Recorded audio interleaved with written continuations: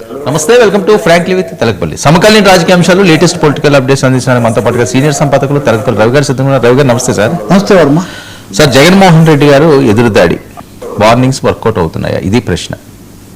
అంటే జగన్మోహన్ రెడ్డి పులివెందులు వెళ్ళారు, మామూలుగా క్రిస్మస్ అక్కడ చేసుకుంటారు. దానికంటే ముందు కొన్ని కౌంటర్స్ కూడా ఆయన ఇచ్చారు. మూడోది కొన్ని వార్తలు కూడా కనిపిస్తున్నాయి. 3-4 అంశాలు ఇలా కనుక మనం చూస్తే, ఒకటి అక్కడికి వెళ్ళాక ఆయనకి ఏదో ఆరోగ్యం బాగాలేదు, కొంచెం ప్రోగ్రామ్స్ రద్దు చేసుకున్నారు, ఇటువంటివి వస్తున్నా. కానీ నిన్న మనం మాట్లాడినట్టుగా రాజకీయాలు ఇవన్నీ ఉద్రిక్తంగా వాదోపవాదాలతో ఉన్నాయి. మొన్న రక్త అభిషేకాలు చేశారు, అది ఇది అయిన తర్వాత ఇప్పుడు అవి ఒక సమస్య. జగన్మోహన్ రెడ్డి ఎదుగుతాడు ఎలా చేస్తున్నారు అంటే, ఆయన కొన్ని ఆధారాలతో ఇంతకుముందు కంటే హోంవర్క్ బాగా పెంచారు. రిజర్వ్ బ్యాంకు లెక్కలు విడుదల చేసింది.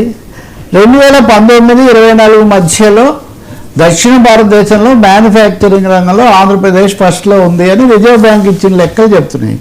మీరేమో అన్నీ నాకు ఆగిపోయింది, విధ్వంసం అది ఇది అన్నారు. రిజర్వ్ బ్యాంక్ ఇచ్చిన లెక్కలు ఆంధ్రప్రదేశ్ సౌత్లో ఫస్ట్, ఇండియాలో 5th అని చెప్తున్నాయి. దీనికి మీ సమాధానం ఏంటి? జనసేన టీడీపీ మా మీద దుష్ప్రచారం చేశాయి. ఇప్పుడు నిజంగా దీనికి బొత్స యనమల రామకృష్ణ గారు లేకపోతే కుటుంబరావు ఎవరో ఏదో చెప్తారేమో.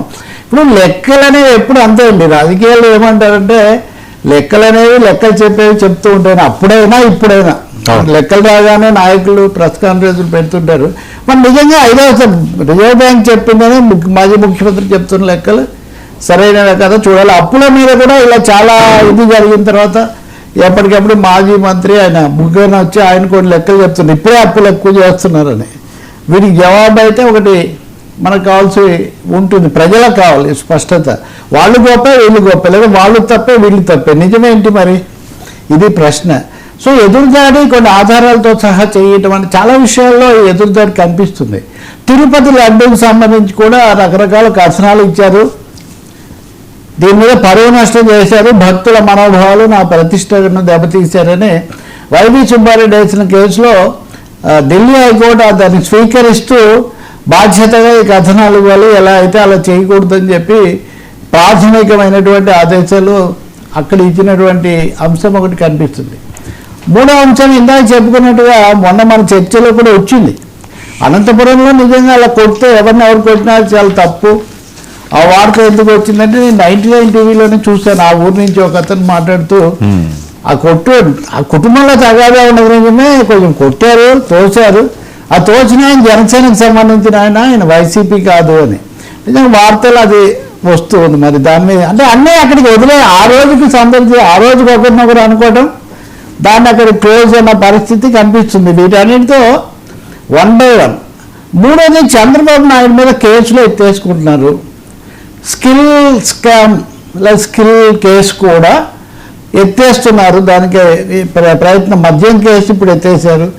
అది ఇంకోటి ఇదేది ఫైబర్ నెట్ ఎత్తేసారు. ఇప్పుడు స్కిల్ దానికి కూడా ఎత్తేస్తున్నారు అని. ఇక్కడ వాళ్ళ ప్రశ్న ఏంటంటే, ఎప్పుడైనా కానీ ఒక నిందితు కోర్టులో ఉన్న కేసును ప్రభావితం చేయకూడదు కదా. ఆ వ్యక్తులే ముఖ్యమంత్రులుగా లేకపోతే అధికారంలో ఉన్నప్పుడు వాళ్ళ హయాంలో ఆ ప్రభుత్వ శాఖలు ఎత్తేస్తే అది వాళ్ళు ఎత్తేసినట్టే అవుతుంది కదా. ఇవన్నీ ప్రజాప్రతినిధుల న్యాయస్థానాల్లో తేలాలి కదా అనే ఒక కౌంటర్. అంటే 1 by 1 ఇవన్నీ కౌంటర్లు వేయటం అనేది మనకు కనిపిస్తుంది. అన్నిటికంటే ఎక్కువగా పవన్ కళ్యాణ్ మీద నిన్న అంబటి రాంబాబుతో సహా అనేక మంది మాట్లాడారు. పవన్ కళ్యాణ్ ఎప్పుడు కూడా చాలా హైప్తో మొదలు పెడతారు, మధ్యలోకి వచ్చిన తర్వాత దీంట్లో ఉంటారు, క్రైసిస్లో పడిపోతారు, చివరికి వచ్చేసరికి కన్ఫ్యూజన్ అవుతుంది. ఇది పవన్ కళ్యాణ్ వ్యవహారం. ఓవర్ యాక్షన్, మధ్యలో ఓవర్ యాక్షన్ చేస్తారు, చివరికి వచ్చేసరికి కన్ఫ్యూజన్తో ముగుస్తారు. ఇప్పుడు కన్ఫ్యూజన్లో మా మీద దాడి చేస్తున్నారు.